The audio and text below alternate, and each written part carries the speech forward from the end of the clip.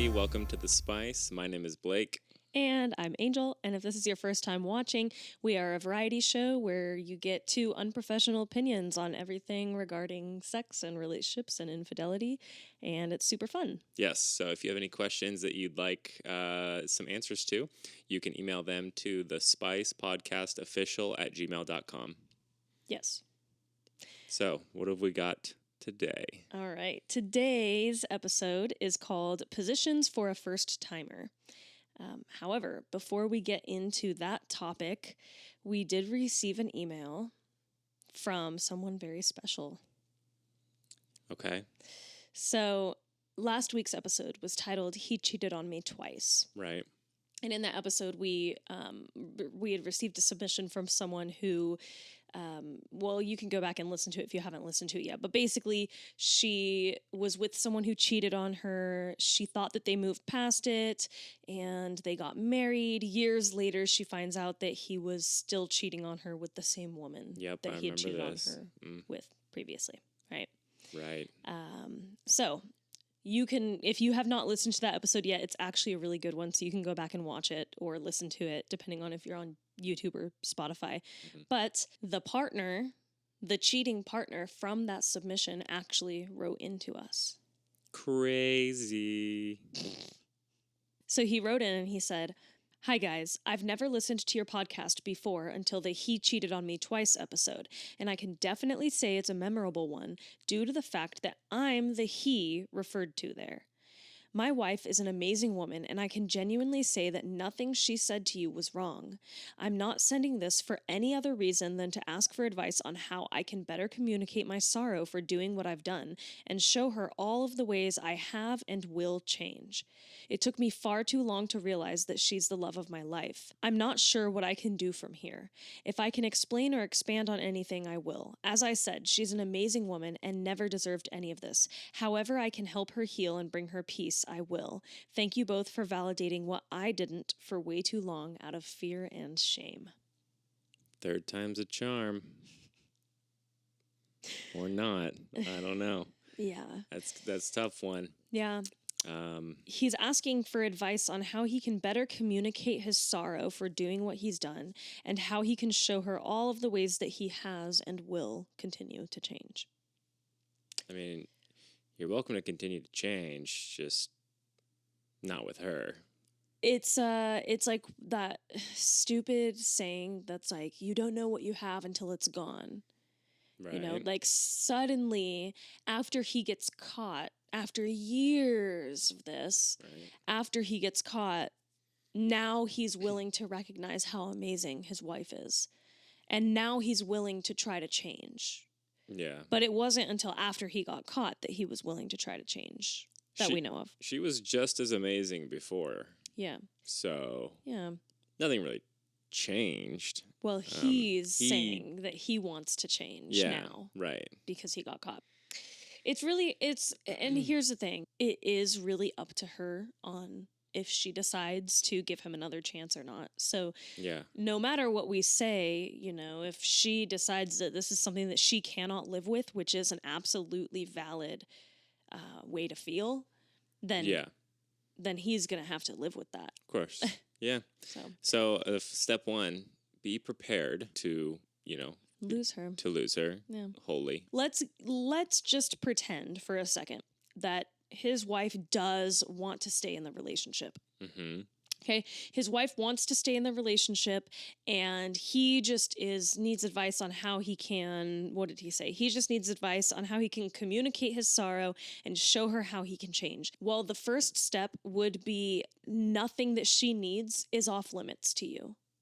Right. Like she can ask for whatever she needs and you have to give that to her. Yes. You have committed infidelity multiple times with the same woman and over the course of years. Your wife gets full access to your phone. Mm-hmm. Yep. If that's something that she wants. Right. She gets full access to your social media if that's something that she wants. If you are truly apologetic and you're saying, I'll do whatever it takes to stay with you and prove my worthiness and prove that you can trust me. Yeah. She doesn't just have to give you trust. You get to earn that back by giving her access to all of your stuff.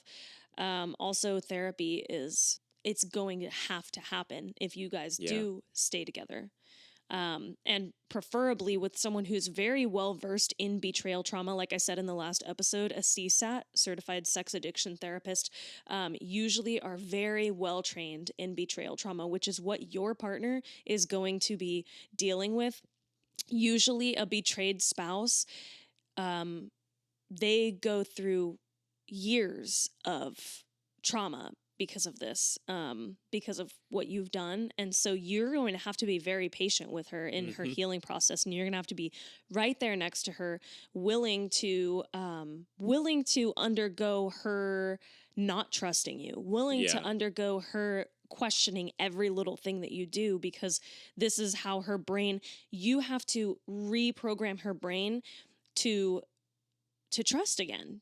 Like you have to, her brain is like on the fritz. It's like, oh, no matter what he says, I can't trust him. I can't do this. I can't do that.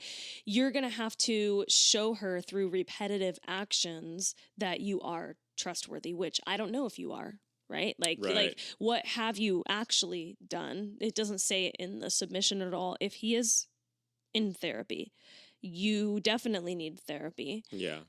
It's important for you to get to the root of why you were committing infidelity in the first place. Yeah. And until you figure out what it is inside you, the core wound that you have that's causing you to commit infidelity, this is a mistake that you're probably going to repeat. Very likely. Yeah. That it could happen. Yeah. Again. So, yeah, those are some ways. Yeah. Do you have any to help her? Yeah, no. I mean, the whole access to the phone, abso-freaking-lutely.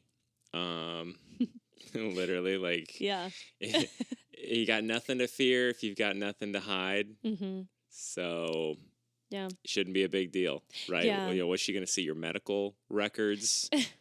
Yeah, I don't know. I mean, I don't know. There's nothing you shouldn't be able to share with her.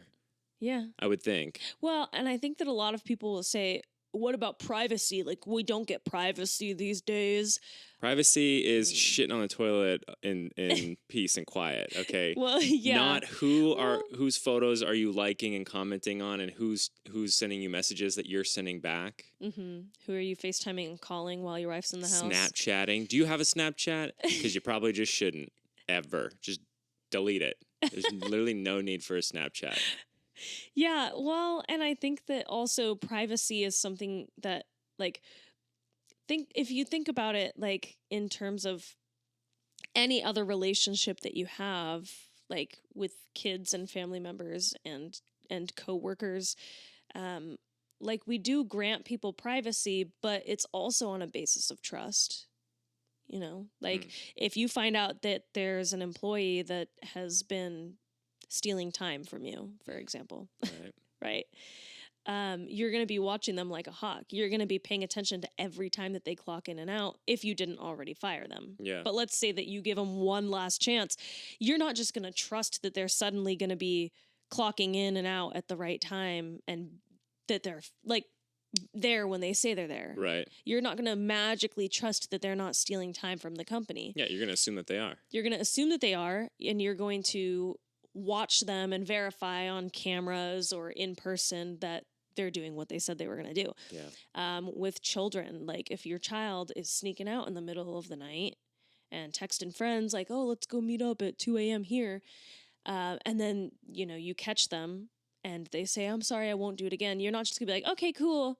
All right, let's move on. No, you lose that trust. So they lose that privacy. Yeah. Maybe they don't get to have a phone, or maybe you have to have full access to their phone for a little while. Yeah. So that you know they're not texting friends to meet up at 2 a.m. Exactly. So I don't know. I mean, those might not be the best examples, but similarities. But your privacy in regards to your phone and what you're doing are up for debate when you've betrayed someone's trust. Yeah, I think totally. So if you really do want to stay together, exactly. Like if your privacy, quote unquote, is more important here than being with staying with your partner, then by all means leave, because it is what it is. But Yeah.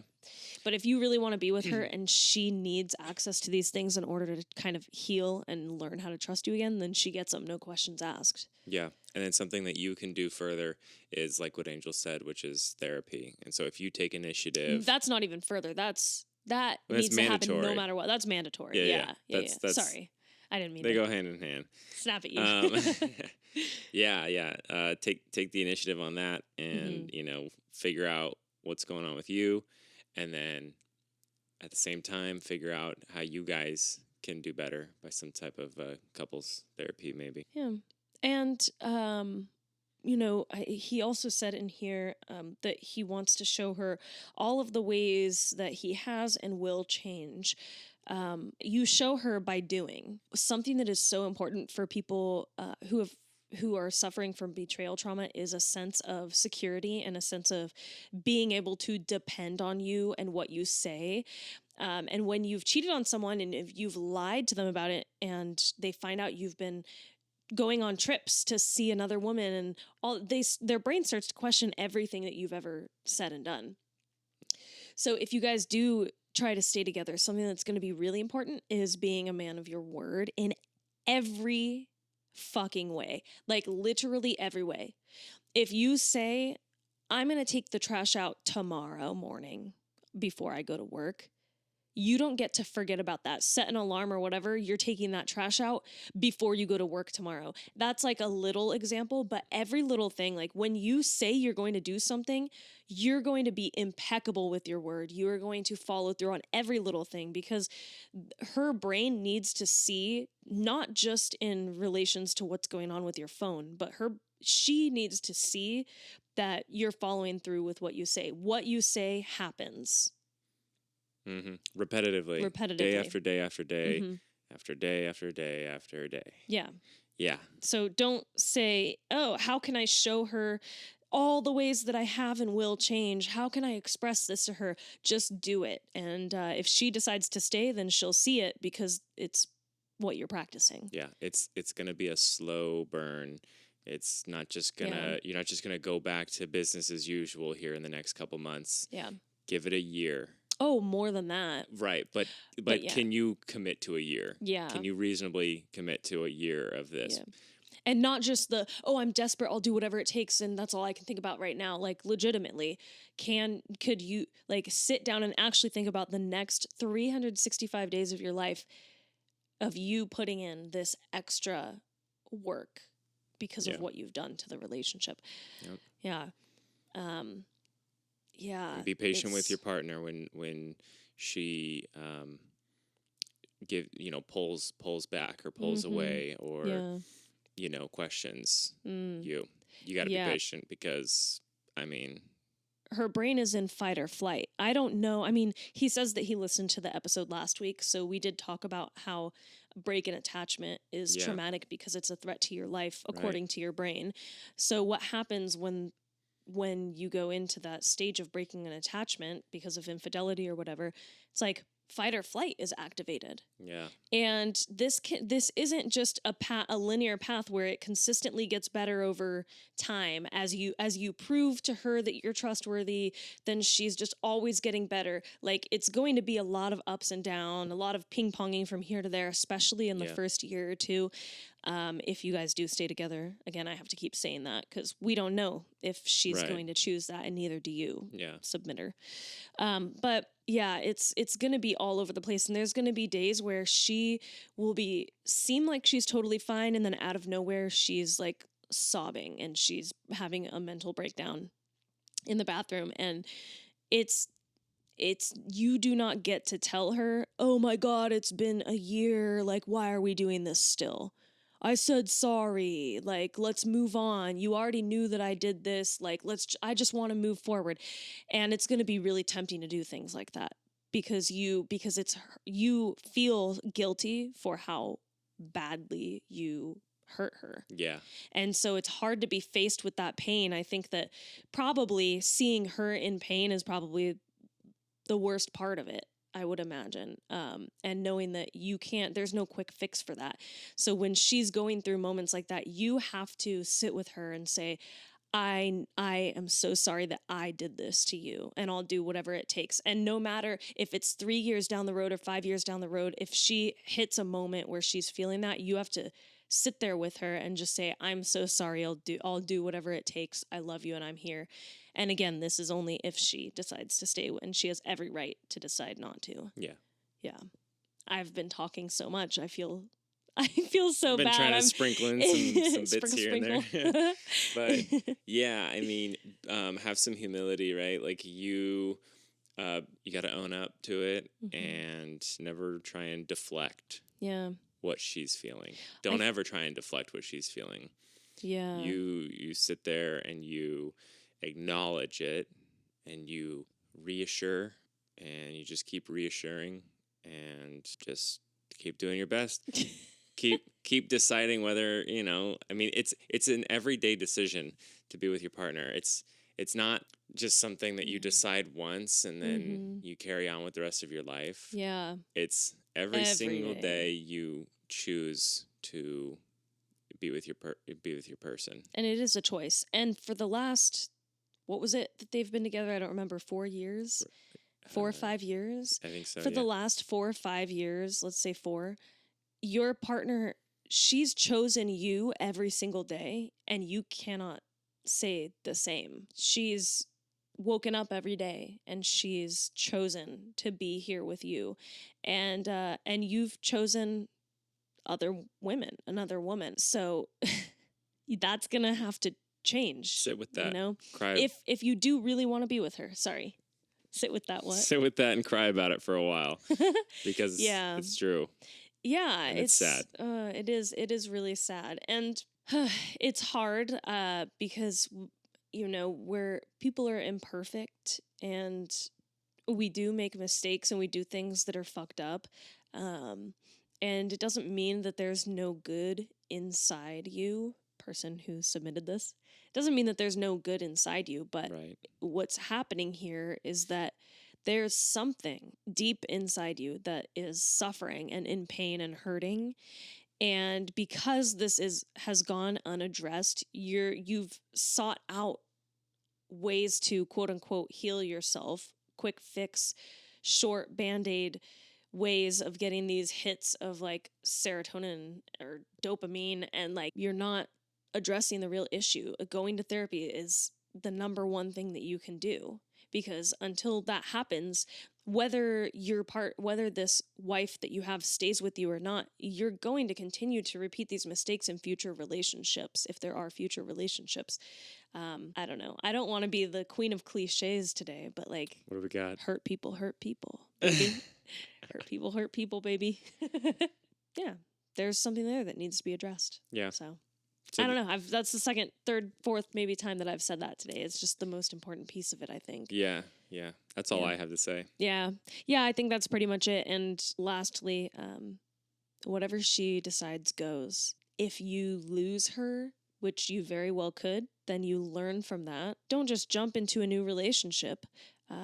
Go see that therapist, work on yourself, and be better so that this mistake doesn't happen again. Also, I'd be curious to know if this woman that he was cheating with for years, the Hawaii lady, if she knew about the fact that he was like married. Oh, yeah. I mean, would that make any difference? No, it just popped into my head. I was just curious. I don't know. I guess it doesn't really make a difference to the advice or the story at all. I was just like, I wonder if she knew, because they were together.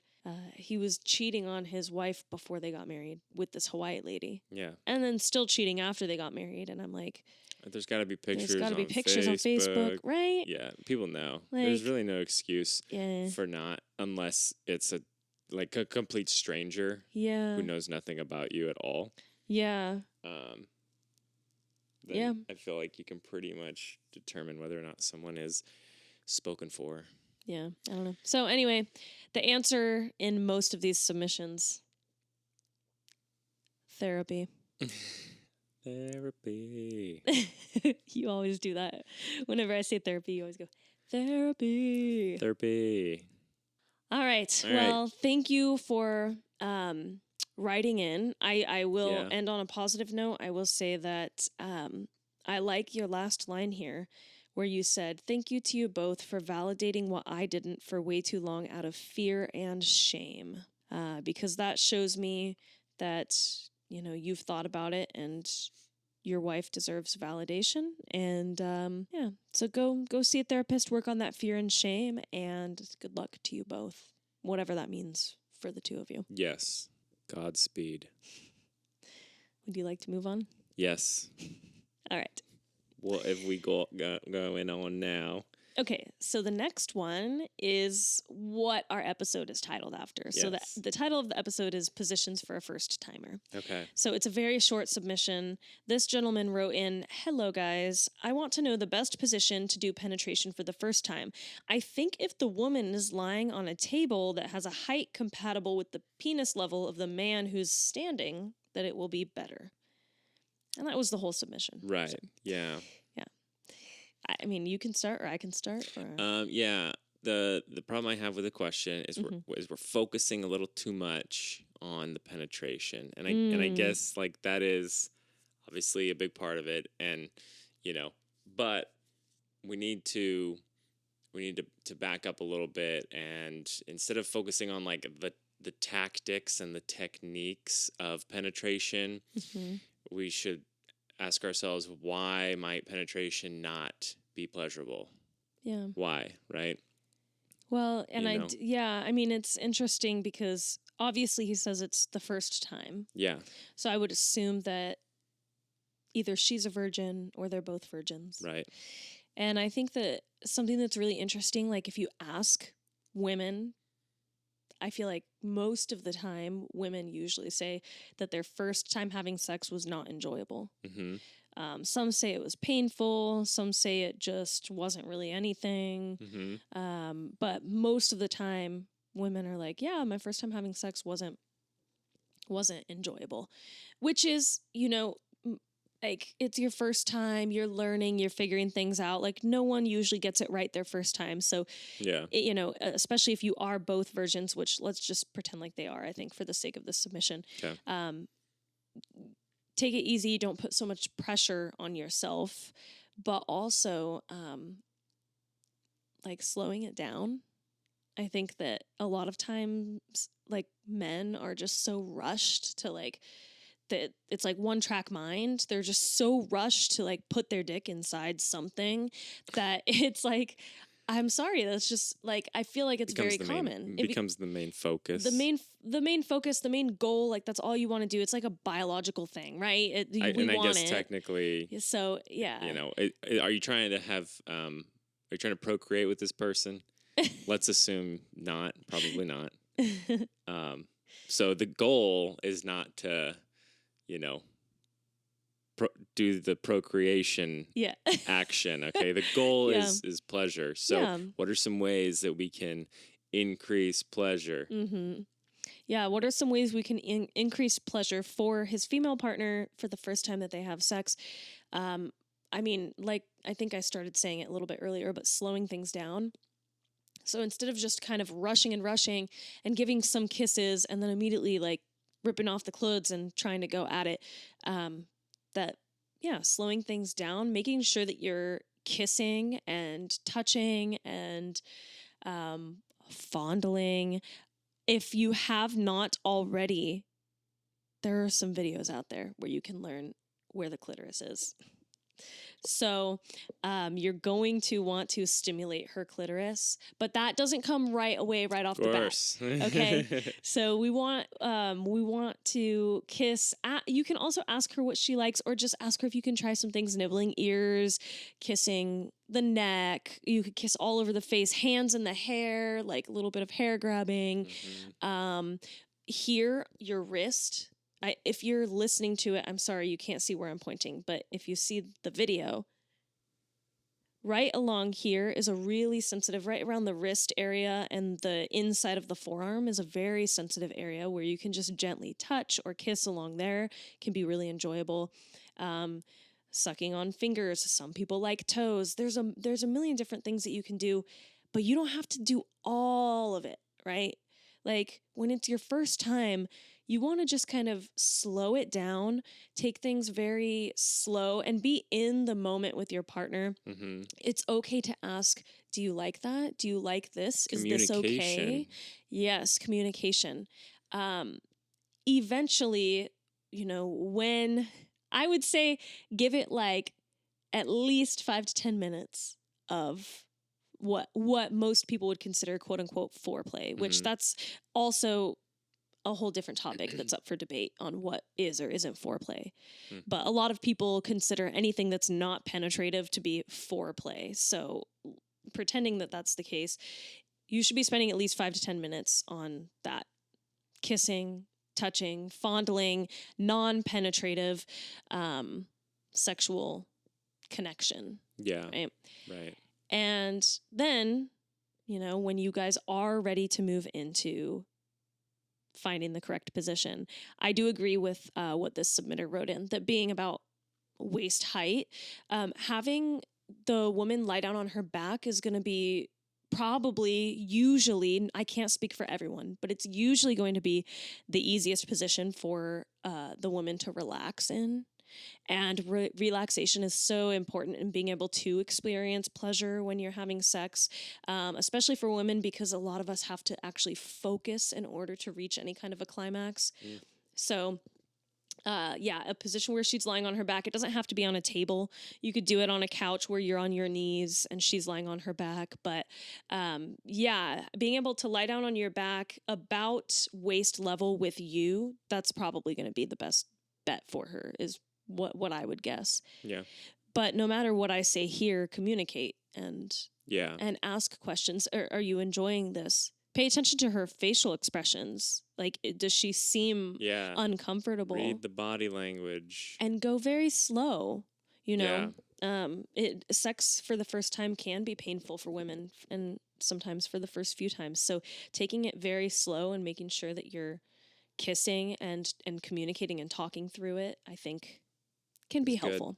Don't be so like goal oriented. Don't be so like hyper focused on the whole, penetration. And that there's fun in that too, but I think that for the first time and the first few times, that needs to be kind of like set aside. Yeah. And when I once your partner starts to really enjoy it and start to feel pleasure in the process, because it doesn't come so naturally and easily for women, typically speaking, in heterosexual relationships. But once she starts to feel more comfortable in that process, there will be time for quickies. There will be time for, all the other kinky, fast things that can come and be pleasurable as well. But slow it down. Slow it down. Slow it down. Slow it down. Angie, come back to bed. Rest your heart and rest your head. Yes. Yes. All right. Well, yes. And that's all that I really have to say. I mean, I have series on my TikTok and my Instagram about different positions and stuff, but that's a really good idea. I could do a series on, for first timers or, sensitive people who are, sensitive. You should. Yeah. Yeah. Yeah. I think that would be a good idea. Mm-hmm. So to this person who wrote in, thank you so much for writing in. We really appreciate the question. It helps me to kind of gauge also what people are wanting to learn. And the reason that I read this submission today, that we read this submission, was because we figured that if you're writing in about it, there's probably a lot of other people out there who have the same question. So, yeah, totally. Yeah. And we can't answer it perfectly. Like I said in the beginning, unprofessionals. That's us. Yes. We're the unprofessionals. So before we get into the pulling a card section, I'm going to read from a Reddit thread. Basically, this person is just asking for advice, and I haven't read the whole thing yet, just kind of the title. Okay. But she said she wants a man's perspective, so I thought maybe you would have something to say. I'm a man. I'm a male. I'm a man. I'm a man. I'm a he. I'm getting into that mentally ill stuff. All right, so it says, "Hi guys, just wondering how I should handle this. Need a man's perspective." All right. All right, you ready? Yeah. It says, "My wonderful husband has, over the course of our marriage, said some things when he sees other women that unfortunately has resulted in me being incredibly insecure. Oh boy. What's he saying? Not oh boy to her, oh boy to him. It says, I'll give some examples, ... Okay. We see a girl jogging and he says, what do we have here? What the fuck? And then watches her jog by. We saw a girl in a parking lot with her boyfriend. She was dressed kind of sexy and looked great, but he didn't only look. He actually said, oh my God, I gotta go get a better look at that. And then he hauls ass and turns around and drives back to where they were and then says, little freak. What the fuck? This is your husband or your uncle? Your weird uncle. Your creepy uncle. Your creepy grandpa. Who is this guy? We were camping. Oh, there's more apparently. God. It says, we were camping and there was a younger girl camped next to us with her kid. And he says, if I was her, I'd be selling pussy right now. What? He's said that on multiple occasions about multiple women. I told him I wasn't his guy buddy, I'm his wife, and I don't really like it when he says shit like that, but it's like he literally can't help himself. I told him it's starting to make me feel insecure and jealous, like as if I'm not enough. He has stopped for the most part, but now I feel like the damage has been done and I feel trust issues creeping in. He doesn't understand why and says there's no room for insecurity in our relationship and that he doesn't get jealous because he's not insecure. I build him up, though. I don't comment on other men's bodies. I don't want to turn into an asshole wife who's just jealous and insecure, but I feel like it's gotten that way. How do I approach this? Also don't want to rehash shit, but I can't forget it. I'm at a loss here. I got two things to say. Maybe she should start saying the types of things that he's saying about other men. Mm-hmm. See how he responds. That would be my... Would love to see that. Yeah, that would be my, like, what do you call it? Immature. That would be my immature gut instinct would be like, give him a taste of his own medicine. Right. Like, anytime you see a guy jogging, be like, hot damn. Yeah. You know, like, anytime you see a guy shirtless, anytime you see a guy with a kid, be like, oh, that's so sexy. Like, yeah. Literally turning the car around to go back to look at get another that's weird look. As fuck. That I know. That is weird. Listen, that's honestly what gets me is like this isn't just him. Like this is when he's with his wife. By the way, this is when he's with him. Not what alone. is he doing when she's not around? Yeah, is this guy like? Is he one of those guys that's like around, masturbating in public, like looking at around. women, like on the train and shit? He seems like a solid weirdo. Yeah. Like. A solid weirdo. A solid fucking weirdo. Also, maybe this was the second thing I was going to say. Yeah. Maybe he should sell his ass. Yeah. He says that he would sell his pussy if he was a woman. Yeah. Well, buddy, you have an ass. You can sell that just as easily. Yeah, you should tell him that he should sell his ass. Yeah. Yeah. Or like, yeah, when you see guys outside, you could be like, if I were him, I'd be selling dick. If I were him, I'd be a gigolo. Like, you can, like, say shit. Like, that's just, honestly, like, I couldn't be, if you were saying that shit and doing that creepy shit, I couldn't be in a relationship with you. Like, I don't care how amazing and wonderful he is when you're at home together. Like, that's creepy shit. It is. It's a reflection of character. What do we have here? It is weird. Turns the car around to go look at a girl who's with her boyfriend and be like, sexy little freak.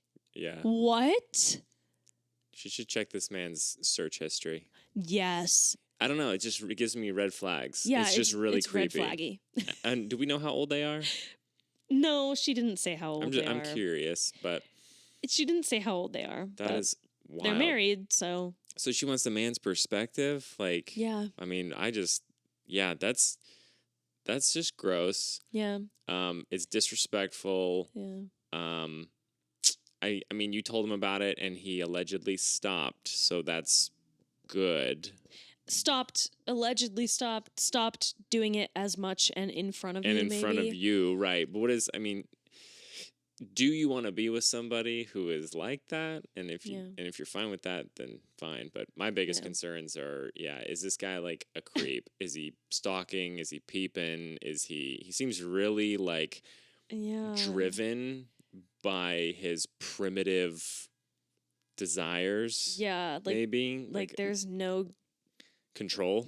Yeah. No self-control. No self-control. So no, what's it called? Sexual discipline. yeah. And I don't think it even takes that much sexual discipline to not say, if I were her, I'd be selling pussy. Right. Like, no one's saying you can't think it. Just keep that shit to yourself. Yeah. Like, I don't know. It's weird. Yeah. But also, I do have to say, it says here, like, need a man's perspective. But you're such an amazing guy. And, like, I always love to hear your responses because I feel like it's not how a lot of men respond. A lot of men would just be like, he's just having fun. Don't take it so seriously. Let him have his cake. Like, it's not that big of a deal. He's just looking. It's just words. It's just a comment. Words can't hurt you. Like, let him be a man. Words are an indicator of action. I mean, words show, the words that you use. They're show all who you clues. are, right? I mean, we all got to be detectives nowadays because there, as we've come to find out, are a lot more predators than we all initially thought. Right? It's just like you see more and more of it every day. Yeah, and everybody should be looking out for the clues. Yeah. So that's wild. I don't think I'd be friends with this guy. You don't think? Really? You don't think so? He seems like best friend material.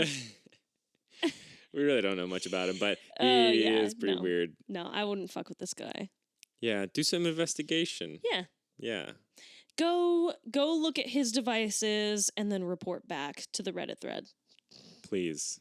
Onto the cards? Yeah. Cool.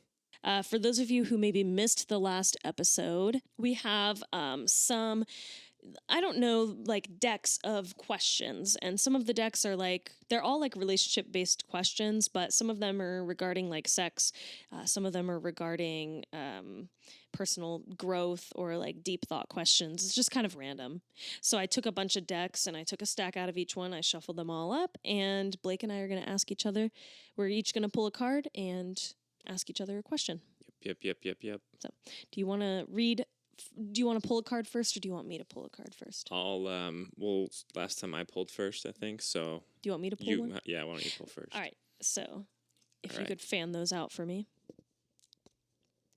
Beautiful, nice chunky, nice chunky fan there. All right. I'm not gonna look. I'm just gonna. All right, here we go. Oh, interesting. Hey, babe. Yeah.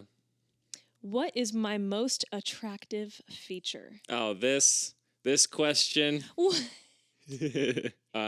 When we're saying attractive, you don't want me to ask clarifying questions? There's always follow-up questions. It's so funny. You're very thoughtful. Attractive as in the one that makes me fall in love with you, or the one that makes you want to have sex with me? Other things. See, are you asking me that clarifying question? Yeah. I think just interpret it however you want to interpret it. Or you could answer it in both ways. Because I love hearing what you like about me, so. Yeah. It says, what's my most attractive feature? And I'm not going to answer any clarifying questions. You can just take that as it is and answer it however you think it should be answered. All right.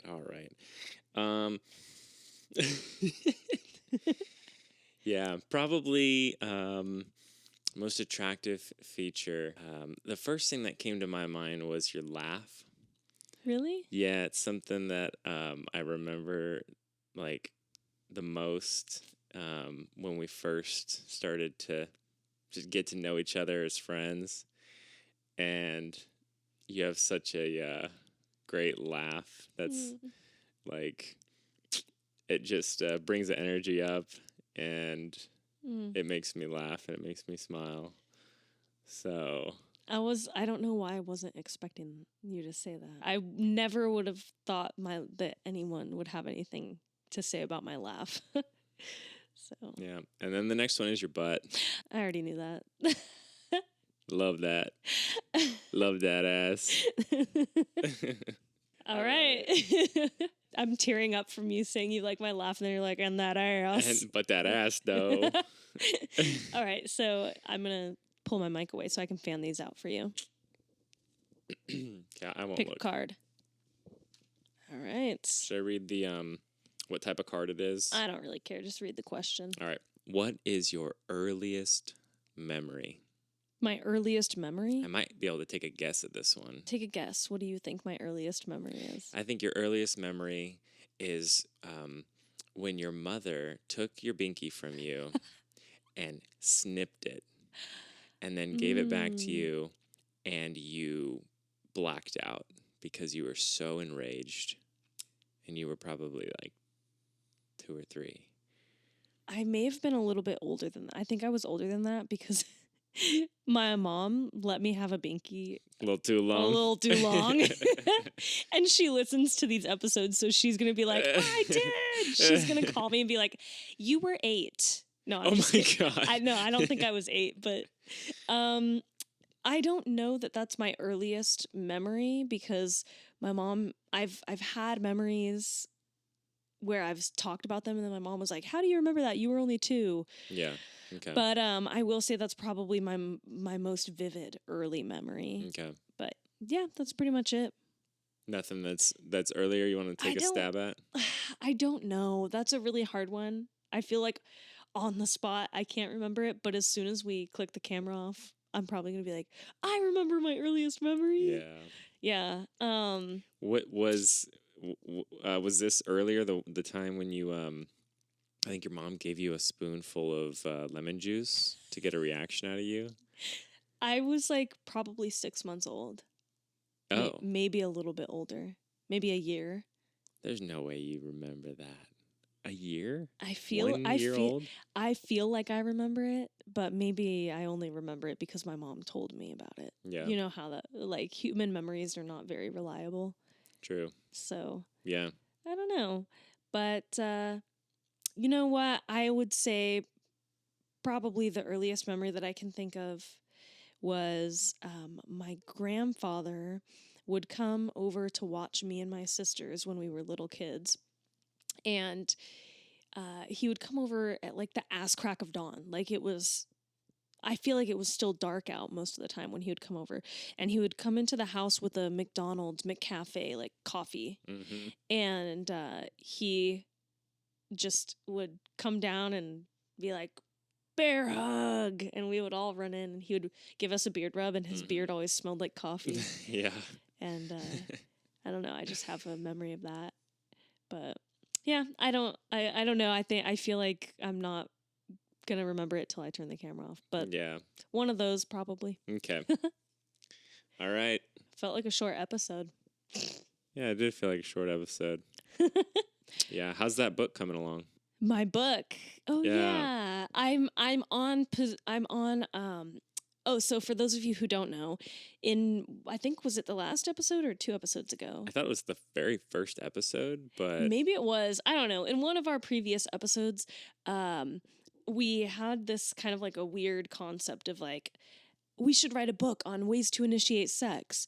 And we were joking about how maybe I would write a book of 365 ways to initiate sex, one for every day of the year. And so I sat down and I actually decided that I was going to start writing the book. Well, I'm making a list right now, so it's not so much a book as a list. But once I have the full list, then I can expand on each thing and it'll become a book. Okay. I'm on number 43, I think. Nice. 40. I'm on the 43rd way to initiate sex, and it is becoming increasingly more difficult to be creative. Like you have to be very creative, and they have to be unique enough. And they have to be unique enough that it's like not. Yeah, each one has to be unique. Yeah, you don't want one that's like barely adjacent to another one. Yeah. You know. So it's proving to be a lot harder than I thought it would be. I'm getting to this point where I'm like, I could maybe do 100 ways or 101 ways, but 365 is a lot. That is 3.5 times. Yeah. But your typical 100 ways. Yes. Anyway. but I do feel like it's possible. Like, I probably could come up with 365 ways. I think maybe what I need to do is just put it into practice. So every day when you get home, I can... You look scared. We'll just document. You're like, oh no, I can't handle it. We'll document. Yeah. Every day of the year, every single day when you get home for 365 days, I can just try to initiate sex in a different way, and then, document how it went. Yes, you could give it like a star rating on like 1 through 5. More effective or less effective. And so you can try less effective ways when it's, a little bit more like likely and easier. Yeah. But then you can try the really effective ways when you're just, hungry and maybe y'all are tired or traveling. Got the late night munchies.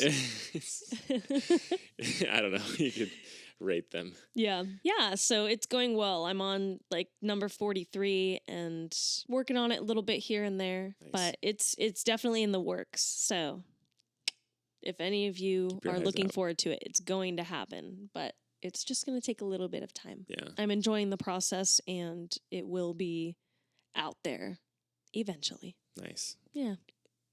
Cool. Cool. All right, you guys. For those of you who made it to the end of the episode, thank you.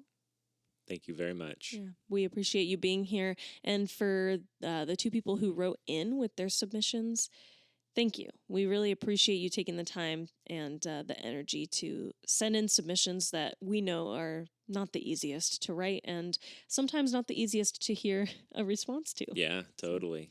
You're putting yourself out there in a way. Yeah. You're still anonymous, but, it's... you're willing to accept judgment. Yeah. So kudos. Yeah.